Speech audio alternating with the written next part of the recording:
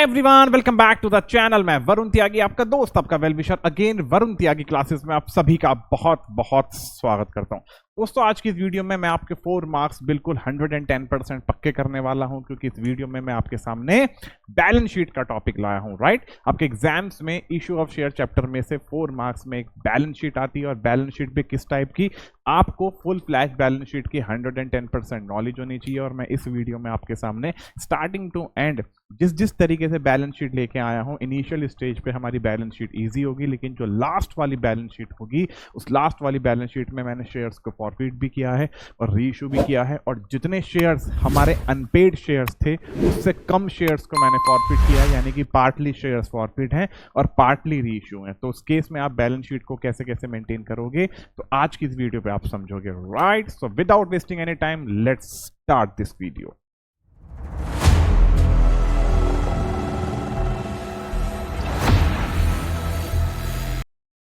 सबसे पहले समझते हैं बैलेंस शीट का फॉर्मेट। याद रखना, ये फॉर्मेट अपने ब्रेन के अंदर सेव कर लेना। आपकी 12th क्लास के अंदर बैलेंस शीट का जो फॉर्मेट बनाया, वो समझाया गया है इशू ऑफ शेयर चैप्टर में। Particulars note number amount, particulars note number amount, सबसे पहले आता है पर्टिकुलर्स में इक्विटीज एंड लायबिलिटीज, देन उसके नीचे आता है शेयर होल्डर फंड, देन उसके नीचे आता है शेयर कैपिटल, देन उसके नीचे आता है रिजर्व एंड सरप्लस। ये 3 हेडिंग काफी हैं। अदरवाइज कंपनी की जो बैलेंस शीट है, कंपनी की बैलेंस शीट का जो फॉर्मेट है वो बहुत वाइड फॉर्मेट है, बहुत लेंदी फॉर्मेट है। सीए, सीएमए, सीएस जैसे कोर्सेज में, या फिर बीकॉम ऑनर्स के अंदर जो आप कॉर्पोरेट अकाउंटिंग पढ़ते हो, तो वहाँ कॉर्पोरेट अकाउंटिंग में, या सीए, सीएमए, सीएस जैसे कोर्सेज में जो आप कॉर्पोरेट अकाउंटिंग पढ़ते हो, वहाँ जो आपको full flash balance sheet maintain करनी होती है, तो उस फुल फ्लैश बैलेंस शीट का जो फॉर्मेट है, वो फॉर्मेट आपके फिलहाल 12th क्लास में नहीं है। जितनी इन्फॉर्मेशन आपके 12th क्लास में आपकी काम की है, मैंने सिर्फ वही इन्फॉर्मेशन लिखी है। अदरवाइज फॉर्मेट काफी लेंदी होता है। आपके लिए ये 3 बातें याद करनी बस सफिशिएंट है, दैट्स इट। उसके बाद इन तीनों का समेशन टोटल के नाम से यहां आ जाता है। देन उसके बाद एसेट्स वाली हेडिंग क्रिएट होती है। एसेट्स के नीचे हेडिंग क्रिएट होगी करंट एसेट्स की। करंट एसेट्स की हेडिंग के नीचे क्रिएट होगी कैश एंड कैश इक्विवेलेंट।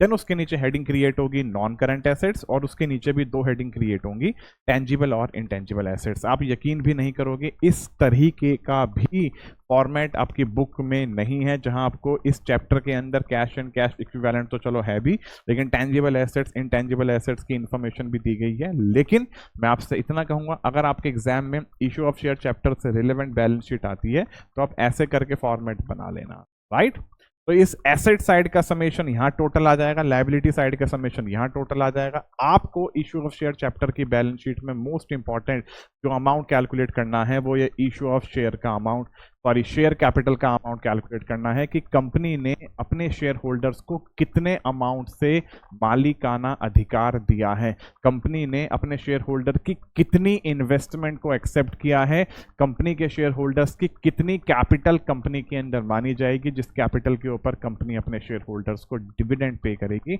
उस कैपिटल को आपको कैलकुलेट करना है। उसे कैलकुलेट करने के लिए आप नोट्स टू अकाउंट मेंटेन करते हो। नोट्स टू अकाउंट को मेंटेन करने का क्या तरीका है, पहले हेडिंग आएगी ऑथराइज्ड शेयर कैपिटल की, देन उसके बाद हेडिंग आएगी इशूड शेयर कैपिटल की, देन उसके बाद हेडिंग आएगी सब्सक्राइब्ड शेयर कैपिटल की। राइट, ऑथराइज्ड शेयर कैपिटल में उतनी शेयर कैपिटल आ जाती है जितनी शेयर कैपिटल ऑथराइज्ड होती है किसी भी कंपनी के लिए, कि लास्ट टू लास्ट वो कंपनी इतनी ही capital max to max raise कर सकती है आम जनता से।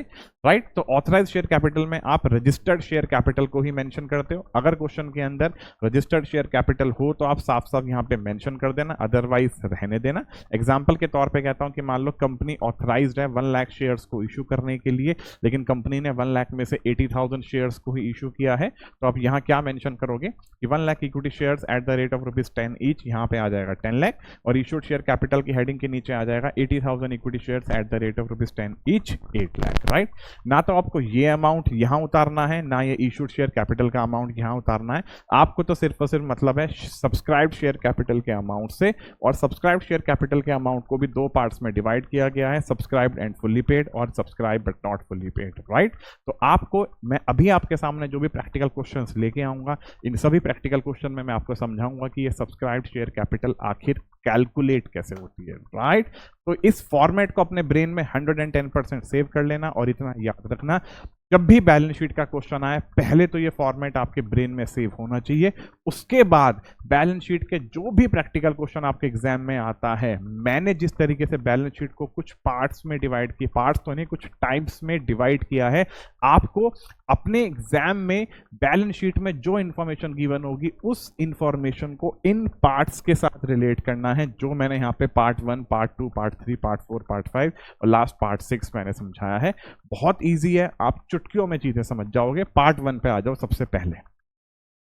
पार्ट 1 में मैं आपसे सीधा सीधा कह रहा हूं कि मैंने यहाँ पे क्या मेंशन कर रखा है, सीधा सीधा कंपनी के थ्रू 10,000 शेयर्स इशू किए गए हैं, एप्लीकेशन 3 की है, अलॉटमेंट 3 की है, फर्स्ट एंड फाइनल कॉल 4 रुपए की है, यानी एक शेयर 10 रुपीज का है। कंपनी जितने शेयर्स इशू करना चाहती थी उतने ही शेयर्स का पैसा कंपनी के पास सब्सक्राइब हो गया और कंपनी ने वो सारे के सारे शेयर्स आम जनता को अलॉट कर दिए। राइट, बहुत सीधा सा केस है। कंपनी 10,000 शेयर्स 10 रुपीज के रेट से बेचना चाहती थी, इंस्टॉलमेंट वाइज पैसा चाहती थी। आपको इंस्टॉलमेंट वगैरह वगैरह पे कोई ध्यान नहीं देना, ओवर सब्सक्रिप्शन के केस पे कोई ध्यान नहीं देना कि कितने ज्यादा शेयर्स का पैसा आया है, कंपनी के बोर्ड ऑफ डायरेक्टर्स ने एप्लीकेंट्स को कैसे कैसे शेयर्स अलॉट किए हैं, डजन मैटर्स। तुम्हें तो सिर्फ और सिर्फ ध्यान देना है कि कंपनी ने कितने शेयर्स इशू किए हैं और कितने शेयर्स का पैसा कंपनी के पास, उतने यानी कंपनी जितने शेयर्स इशू कर रही है उतने शेयर्स का पैसा कंपनी के पास पैसा आ भी रहा है या नहीं, यानी कि उस केस में प्रैक्टिकल क्वेश्चन में कोई डिफॉल्टर शेयर होल्डर तो नहीं है। राइट, तो पहले वाले केस में क्या है, जितने शेयर कंपनी इशू कर रही है उतने शेयर का पैसा आ रहा है, तो तुम्हें कुछ नहीं करना, पहले सीधा सीधा बैलेंस शीट का format banana, particulars, note number, amount, equities and liabilities, equities and liabilities, share holder fund, share capital. उसके बाद नोट्स टू अकाउंट का फॉर्मेट बनाना, ऑथराइज शेयर कैपिटल लिख देना, अगर क्वेश्चन में हो तो डालना, अदरवाइज मत डालना। इशूड शेयर कैपिटल के नीचे आ जाएगा 10,000 इक्विटी शेयर्स ऑफ 10 ईच, यहाँ पे आ गया 1 लाख। और सब्सक्राइब शेयर कैपिटल के नीचे आ जाएगा, आप पूरी की पूरी हेडिंग क्रिएट करोगे, subscribed and fully paid share capital, और नीचे कितना आएगा, 10,000 इक्विटी शेयर्स कंपनी ने 10 के रेट से इशू किए, यहाँ पे आ गया 1 लाख का अमाउंट, और यही 1 लाख का अमाउंट कहाँ आ जाएगा, शेयर कैपिटल के सामने। राइट, बहुत सीधा सा सिंपल सी इंफॉर्मेशन थी, और सिंपल इंफॉर्मेशन को हमने सीधे सीधे तरीके से कर दिया, लेकिन ये क्वेश्चन पेपर में नहीं आएगा, इतनी आसान इंफॉर्मेशन नहीं आती। सेकंड केस में मैंने क्या बोला हुआ है कि कंपनी ने जितने भी शेयर्स इशू किए हैं और जिस रेट से इशू किए हैं, कंपनी उस रेट से पैसा मंगवाना नहीं चाह रही। राइट, कंपनी 10,000 शेयर्स को बेच रही है, लेकिन 10,000 शेयर्स को बेचने के बाद एक शेयर की वैल्यू 10 रुपीज की है, लेकिन कंपनी 6 रुपीज के रेट से पैसा मंगवाना चाहती है, तो यानी कि वो कॉल्ड अप वैल्यू मानी जाएगी। तो जब जब आपके प्रैक्टिकल क्वेश्चन में ये लिखा आ जाए कि इतने इतने शेयर्स हैं लेकिन कॉल्ड अप वैल्यू इतनी है, तो मैं कुछ नहीं करना, सीधा सीधा जितने भी शेयर इशू हो रहे हैं उसकी मल्टीप्लाई कर देना कॉल्ड अप वैल्यू से, दैट्स इट। राइट, तो यहाँ पे जो मैंने इन्फॉर्मेशन ली है, क्या ली है, एक कंपनी के थ्रू 10,000 इक्विटी शेयर इशू किए जा रहे हैं, 10 रुपीज का एक शेयर है, 3 की एप्लीकेशन, 3 की अलॉटमेंट, 4 की फर्स्ट एंड फाइनल कॉल, कोई बात नहीं, कॉल्ड अप वैल्यू 6 रुपए है। तुमने पूरी की पूरी पहले बैलेंस शीट का फॉर्मेट बनाया, इशूड शेयर कैपिटल में क्या आ गया, 10,000 equity shares at the rate of ₹10 each, यहाँ आ गया 1 लाख। लेकिन सब्सक्राइब शेयर कैपिटल में कितना आएगा, सब्सक्राइब शेयर कैपिटल का मतलब होता है कितना पैसा कंपनी के पास रिसीव हुआ है। राइट, तो subscribe but not fully paid की हेडिंग क्रिएट होगी, क्यों, क्योंकि 10,000 इक्विटी शेयर का पैसा 10 के रेट से, लेकिन कंपनी 6 रुपीज के रेट से पैसा मंगवाना चाह रही है, तो कंपनी 60,000 रुपए मंगवाना चाह रही है, और ये 60,000 रुपए शेयर कैपिटल के सामने अमाउंट आ गया। राइट, अब चलते हैं नेक्स्ट इंफॉर्मेशन में। पार्ट 3 में मैंने क्या लिया है, यहां पे मैंने कॉल्स एंड एरियर को भी ले लिया, लेकिन कॉल्स एंड एरियर के साथ मैंने शेयर्स को फॉरफिट नहीं किया। ध्यान से देखना, कंपनी ने 10,000 इक्विटी शेयर्स इशू किए, एक शेयर 10 रुपए का है, 3 की एप्लीकेशन, 3 की अलॉटमेंट, 4 की first and final call. X hold करता है 600 इक्विटी शेयर्स को, जिसपे कि वो फर्स्ट एंड फाइनल कॉल का पैसा पे नहीं कर पाया। राइट, तो जब जब क्वेश्चन में कॉल्स इन एरियर का केस आ जाए और शेयर फॉरफिट ना हो रहे हों, कैसे कैसे बैलेंस शीट को मेंटेन करते हैं, ध्यान से देखना। सब्सक्राइब शेयर कैपिटल के नीचे हेडिंग क्रिएट हो गई, subscribe but not fully paid, 10,000 equity shares at the rate of ₹10 each, यहाँ पे आ गया 1 लाख। सीधी सीधी सी बात है कि 1 लाख रुपए बनते थे, 1 लाख में से 600 शेयर्स का पैसा 4 रुपए के रेट से नहीं मिल पाया, तो 1 लाख में से 2400 माइनस कर दिया, आंसर कितना आ गया, 97600। राइट, इसी चीज को कैलकुलेट करने का एक और भी तरीका है, क्या है, आप चाहो तो इसी 10,000 इक्विटी शेयर्स में से पूरे के पूरे कंप्लीट 600 इक्विटी शेयर्स को आप हटा सकते हो। तो 10,000 में से 600 शेयर्स गए, 9,400 शेयर्स आ गया, उसकी मल्टीप्लाई करना 10 से 94,000 आ गया। देन उसके बाद में कैसे कैसे लिख सकते हो कि 600 shares at the rate of ₹10 each 6,000, क्योंकि 600 शेयर्स पे उसने फर्स्ट एंड फाइनल कॉल का पैसा पे नहीं करा, लेकिन एप्लीकेशन अलॉटमेंट का तो दिया था, तो 600 शेयर की इंटू करना 10 से 6000, और इसमें से कॉल सिनेरियो जो 2400 रुपए का है वो माइनस कर देना, 3600 आ जाएगा, इसमें ये जोड़ा अगेन 97600 आएगा। आपकी इच्छा है कि आप इसकी प्रेजेंटेशन ऐसे भी कर सकते हो और ऐसे भी कर सकते हो, राइट। तो मेरा तो बस कहने का मतलब है कि आपको इस अमाउंट से मतलब होता है, जो अमाउंट आप अपने शेयर कैपिटल में ट्रांसफर करते हो, तो आप इसी तरीके से डायरेक्टली प्रेजेंटेशन करना। आंसर आया और आगे बढ़ो, आगे चलते हैं, आगे का क्या कंसेप्ट है।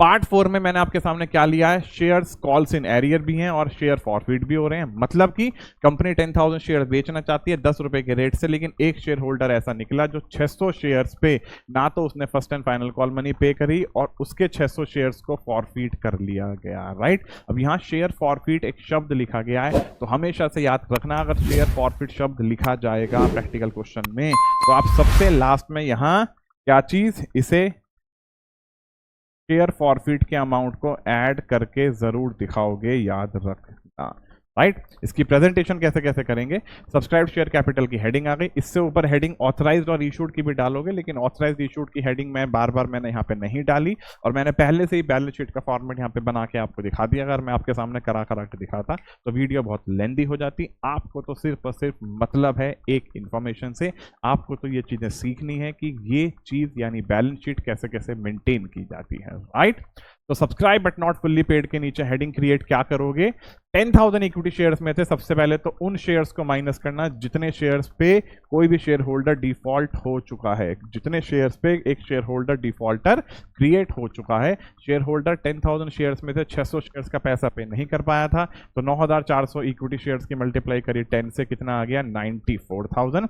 अब इसमें आपको ऐड करना है शेयर फॉरफिट का अमाउंट। कौन सा अमाउंट, जो अमाउंट कंपनी के थ्रू शेयर फॉरफिट का जब्त कर लिया गया है। तो सीधी सी बात है, 600 शेयर पे फर्स्ट एंड फाइनल कॉल पे नहीं करी, लेकिन एप्लीकेशन अलॉटमेंट पे कर दी थी, 600 की 6 से इंटू 3600, तो इतना पैसा उसके थ्रू कंपनी के थ्रू जब्त हो गया। तो सीधी सी बात है, वह 3600 को यहाँ पे ऐड कर दिया, 94,000 में 3600 को ऐड करा 97600, और यहाँ पे भी अमाउंट आ गया 97600। ये एक प्रेजेंटेशन का पार्ट है, मैं आपसे बार बार बोल रहा हूं। इससे प्रीवियस क्वेश्चन के अंदर मैंने यही किया था, यहाँ पे शेयर्स फॉरफिट नहीं हो रहे थे, राइट। 10,000 शेयर्स में से डायरेक्टली 600 शेयर्स को माइनस करके मैंने उतना अमाउंट यहाँ पे ऐड किया हुआ है जितना पैसा कंपनी को मिल गया, क्योंकि आपको मतलब सीधा सीधा सब्सक्राइब्ड शेयर कैपिटल से है कि कितना पैसा कंपनी को सब्सक्राइब्ड हुआ है, यानी कितना पैसा कंपनी को रिसीव हुआ है, राइट। आज कितना पैसा कंपनी के पास है, तो आप चाहो तो डायरेक्टली इस तरीके से भी कर सकते हो और इस तरीके से भी कर सकते हो। आगे चलते हैं पार्ट 5 में। पार्ट 5 को ध्यान से देखना, पार्ट 5 में क्या है। यहां पे मैंने शेयर्स को फॉरफिट भी किया है और री इशू भी किया है, लेकिन इस पार्ट 5 को मैंने जानबूझ के लिया है, इंटेंशनली लिया है। इसके पीछे रीजन क्या है कि जितने शेयर्स मैंने फॉरफिट किए हैं उतने ही शेयर्स को मैंने री इशू किया हुआ है, right. 10,000 equity shares company issue करती है, 10 रुपीज का एक है, वही 3 की एप्लीकेशन, 3 की allotment, first and final call 4 रुपए की। 600 इक्विटी शेयर पे एक्स नाम का एक बंदा फर्स्ट एंड फाइनल कॉल का पैसा पे नहीं कर पाया, कंपनी ने उसके इन शेयर्स को फॉरफिट कर लिया, देन उसके बाद री इशू कर लिया 8 रुपए के रेट से। अब सुनना मेरी बात को सबसे बड़ा ध्यान से, कंपनी ने 10,000 शेयर्स इशू करे, 10,000 शेयर्स में से 600 शेयर्स का पैसा नहीं आ पाया, तो कम से कम 9,400 शेयर्स का तो पैसा आया। फिर कंपनी ने इन्हीं 600 शेयर्स को फर्दर किसी दूसरे पर्सन को री इशू किया, जब फर्दर री इशू किया तो उन्हीं 600 शेयर्स का पैसा दोबारा कंपनी के पास आया। तो मेरे कहने का मतलब यहाँ पे सीधा सीधा सा ये है कि ये जो 10,000 की वैल्यू आ रही है, ये 10,000 की वैल्यू कैसे आती है, कंपनी के थ्रू जितने भी शेयर इशू किए जाते हैं प्लस जितने भी शेयर री इशू किए जाते हैं माइनस अनपेड शेयर। इसी तरीके से लिखना, तो इशूड शेयर्स कितने थे, 10,000 शेयर्स थे, री इशू कितने थे, 600 शेयर्स थे, अनपेड शेयर 600 थे, तो टोटल कितना आ गया 10,000 शेयर्स। तो 10,000 इक्विटी शेयर्स का पैसा आ गया 10 के रेट से, सीधा सीधा 1 लाख रुपए हमारे पास आ चुका है, plus forfeited share amount. Forfeited share amount तो आएगा ही आएगा, जो पैसा कंपनी के पास जब्त हुआ है। अब देखना इस शेयर फॉरफिटेड अमाउंट में ये नील भी कैसे आया। अब मैं आपको ये चीज समझाता हूं कि ये नील कैसे आया। यहां पे कंपनी के थ्रू शेयर्स री इशू भी हो रहे हैं। खुद सोचो, 600 शेयर का पैसा 6 रुपए के रेट से कंपनी ने जब्त कर लिया, फर्दर 600 शेयर्स को रीइश्यू किया गया 8 रुपए के रेट से और फुल्ली पेड लिखा हुआ है तो 2 रुपए का डिस्काउंट है। तो 600 शेयर की मल्टीप्लाई 2 से करी, ये क्या वैल्यू आ गई डिस्काउंट की। डिस्काउंट के बाद की वैल्यू के बाद अगला केस आता है, अब कैपिटल रिजर्व में अमाउंट कितना आएगा। कैपिटल रिजर्व के अमाउंट को कैलकुलेट करने का क्या तरीका होता है, अमाउंट ऑफ फॉरफिटेड शेयर्स कितना है 3600 upon number of forfeited shares into number of reissue shares minus amount of discount. 600 से 600 कैंसिल, 3600 से 1200 माइनस किया 2400। अब याद रखना है कि यहां शेयर फॉरफिटेड अमाउंट में कौन सा अमाउंट आता है, आपको फॉरफिटेड शेयर अकाउंट का लेजर मेंटेन करना होगा। लेजर का जो बैलेंस निकल के आएगा वो बैलेंस यहां पे ऐड होता है। अब आप शेयर फॉरफिट की जो भी एंट्रीज पास करते हो उन 3 एंट्रीज में शेयर फॉरफिट के नाम से वैल्यूज आती है। एक तो आता है to forfeited share amount, to forfeited share account के नाम से फॉरफिटेड शेयर्स की एंट्री में जो अमाउंट आता है, राइट। तो टू फॉरफिटेड शेयर्स के नाम से अमाउंट आएगा 3600 रुपए। उसके बाद आप जब एंट्री पास करते हो शेयर्स को रीइश्यू करने की, तो जब भी शेयर्स रीइश्यू किए जाते हैं उस समय डिस्काउंट की जो वैल्यू होती है रीइश्यूड वाली, रीइश्यू के टाइम पे जो डिस्काउंट की वैल्यू होती है उसे भी फॉरफिटेड शेयर्स के नाम से लिखा जाता है। ये हो गया 1200। ये वाली वैल्यू क्या होती है क्रेडिट, ये 1200 क्या होती है डेबिट। और कैपिटल रिजर्व भी, कैपिटल रिजर्व का अमाउंट भी फॉरफिटेड शेयर्स के नाम से ही आता है कि forfeited shares account debit to capital reserve, और वहां भी फॉरफिटेड शेयर के नाम से वैल्यू होती है डेबिट। तो आप खुद सोचो, डेबिट डेबिट में आ रहा है 1200 2400 3600, क्रेडिट में आ रहा है 3600, 3600 से 3600 कैंसिल, तो फॉरफिटेड शेयर का अमाउंट आ गया नील, तो ये इसीलिए नील आ रहा है, राइट। तो ये प्रेजेंटेशन का पार्ट है, बस इतना याद रखना, आपको ये पता होना चाहिए कि ये फॉरफिटेड शेयर का अमाउंट कैसे आएगा, राइट। ये फॉरफिटेड शेयर का अमाउंट हमेशा से फॉरफिटेड शेयर अकाउंट का बैलेंस निकल के आता है, याद रखना। नेक्स्ट लास्ट वाले केस पे आ जाओ, सबसे धाकड़ केस है। कंपनी के थ्रू 10,000 इक्विटी शेयर्स को इशू किया गया था, अगेन वही 10 रुपए का एक शेयर है, और 600 शेयर पे एक्स नाम का एक बंदा फर्स्ट एंड फाइनल कॉल का पैसा पे नहीं कर पाया। कंपनी ने 600 में से 400 शेयर्स को क्या कर लिया, फॉरफिट कर लिया, और 400 फॉरफिटेड शेयर्स में से भी 300 शेयर्स को कंपनी ने रीइश्यू कर लिया 8 रुपए के रेट से और फुल्ली पेड। सीधी सी बात है, यहां पे भी शेयर फॉरफिट हो रहे हैं और रीइश्यू हो रहे हैं। अभी अभी मैंने आपको एक बात बताई है, जितने भी शेयर कंपनी के थ्रू इशू हुए उन इशूड शेयर्स में ऐड करेंगे क्या, रीइश्यू शेयर्स माइनस करेंगे unpaid shares, right. Issued shares कितने हैं ध्यान से आप देखना, इशूड शेयर्स हैं 10,000 और री इशू हैं 300, अनपेड हैं 600, तो 9700 इक्विटी शेयर्स आ गए। तो 9700 इक्विटी शेयर्स की मल्टीप्लाई करना 10 से, तो हेडिंग क्रिएट करना सब्सक्राइब शेयर कैपिटल और नीचे आएगा subscribe and fully paid. Fully paid वाली हेडिंग यहाँ क्रिएट किस लिए हुई है, क्योंकि 9,700 इक्विटी शेयर का पैसा 10 रुपए के रेट से पूरा का पूरा 97,000 रुपीज आ चुके हैं। अब आपको मतलब है कौन से अमाउंट से, फॉरफिटेड शेयर के अमाउंट से, और उस अमाउंट से जो 600 में से कंपनी ने 400 ही शेयर्स को फॉरफिट किया है, लेकिन क्या है जो 200 इक्विटी शेयर्स का पैसा है वो पर्सन मतलब 600 इक्विटी शेयर्स का पैसा पे नहीं कर पाया था, तो 600 इक्विटी शेयर्स का पैसा सिर्फ उसने फर्स्ट एंड फाइनल कॉल का ही तो पैसा पे नहीं किया था। तो मैं अगर आपको यहां पे समझाऊं, जो 600 शेयर्स हैं, अगर मैं इसके 2 पार्ट कर दूं, 400 शेयर्स और 200 शेयर्स, 400 शेयर तो कंपनी ने क्या किए हैं फॉरफिट, और 200 शेयर कंपनी ने फॉरफिट नहीं किए। तो मेरे कहने का मतलब है कि जितने शेयर फॉरफिट किए हैं उतने फॉरफिटेड शेयर्स का तो कंसेप्ट वैसे ही करेंगे जैसा मैंने आपको इस वीडियो के अंदर कराया था कि भाई प्लस फॉरफिटेड शेयर का अमाउंट करके कर देना, वो भी अभी हाथों हाथ समझाऊंगा।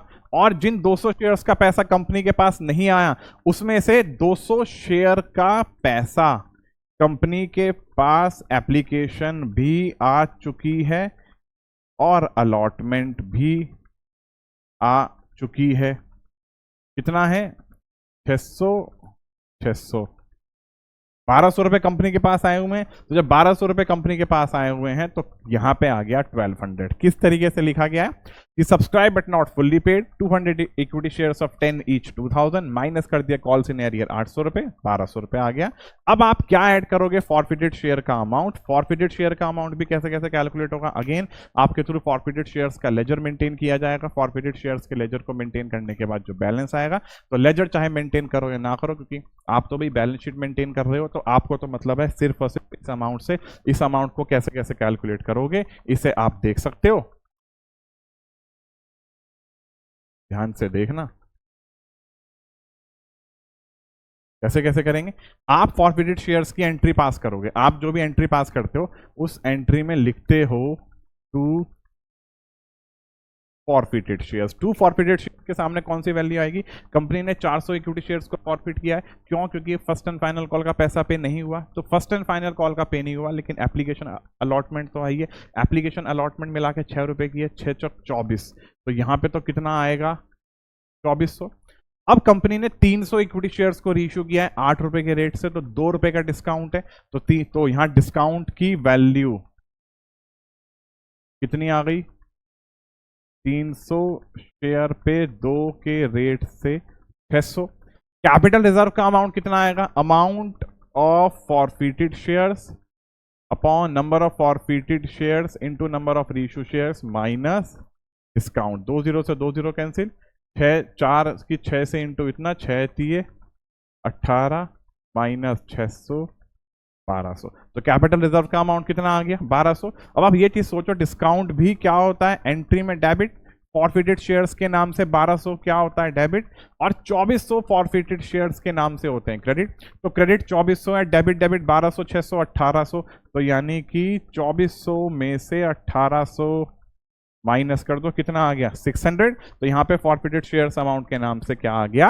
600। तो सीधी सी बात है, 97,000 में ये 1200 ऐड कर दिया, ये 600 ऐड कर दिया, 98,800 की वैल्यू आ गई, और उस वैल्यू को हमने यहां उतार दिया। यहां तक की बात क्लियर है? तो मेरे कहने का मतलब यह है कि इस टाइप की जो आपके सामने बैलेंस शीट है, लास्ट टू लास्ट यही बैलेंस शीट आपके सामने आ सकती है।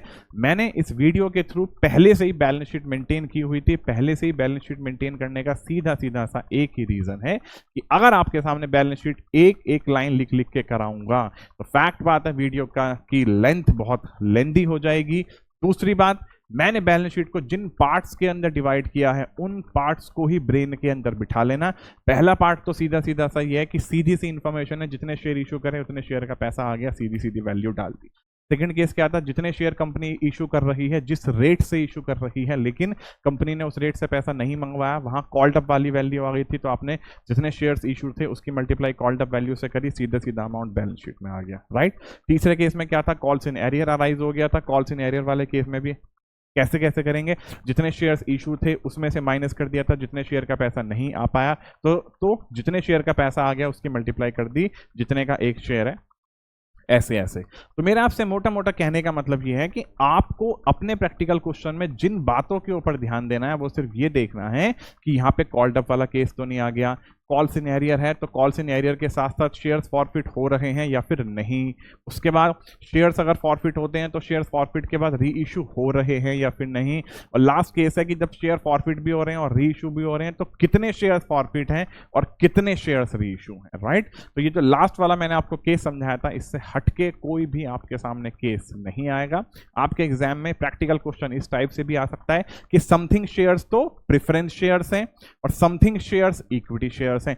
इक्विटी शेयर्स के तो केस में आ सकता है जो मैंने पार्ट 6 समझाया है, और प्रेफरेंस शेयर्स के केस में आ सकता है जो मैंने पार्ट 5 समझाया है। तो सीधी सी बात है, चाहे वो पार्ट 5 हो या वो पार्ट 6 हो, सभी पार्ट्स में आपको इतना समझ में आ गया कि जब भी आप अमाउंट नोट्स टू अकाउंट में लिखोगे तो वो अमाउंट कौन कौन से होने चाहिए, राइट। और आप अगर मुझसे कोई भी प्रैक्टिकल क्वेश्चन बैलेंस शीट का करवाना चाहते हो तो मुझे कमेंट बॉक्स में जरूर बताना। मैं आपके सामने उसी टाइप का ही प्रैक्टिकल क्वेश्चन जरूर लेके आऊंगा और आपके बोर्ड्स एग्जाम से पहले पहले, फर्स्ट प्री बोर्ड से पहले पहले तो क्वेश्चन लाएंगे ही लाएंगे, राइट। तो इस वीडियो के थ्रू आपके 4 नंबर पक्के होंगे। इस वीडियो को स्टार्टिंग टू एंड जरूर देखना, और इन्हीं सभी बातों को अगर आप एक शॉर्ट्स के थ्रू भी देखना चाहते हो, सीखना चाहते हो, तो मेरा सेकंड चैनल है वरुण त्यागी क्लासेस शॉर्ट्स के नाम से, उस चैनल को भी सब्सक्राइब करो। और उस चैनल को सब्सक्राइब करने के बाद जल्द से जल्द आपके सामने नोटिफिकेशंस आएंगी, और नोटिफिकेशन के आते ही आप जल्द से जल्द इतना सारा ज्ञान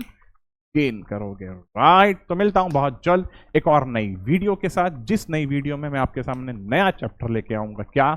issue of debenture, right. Good bye.